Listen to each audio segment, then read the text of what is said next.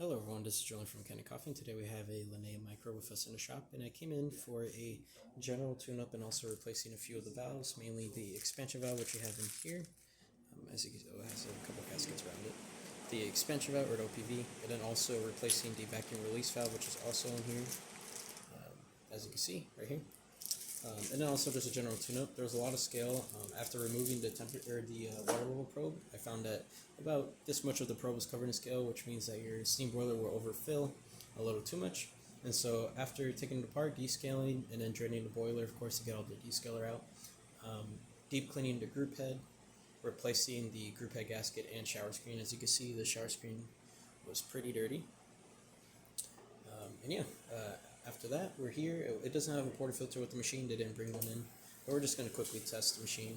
So it's going to run for a few seconds and then cut off. That's the pre-infusion stage. And it's going to boot back up after a few seconds of setting. There you go. Hot water tap, of course, on the left side that you can open and turn on. And then, of course, the steam one.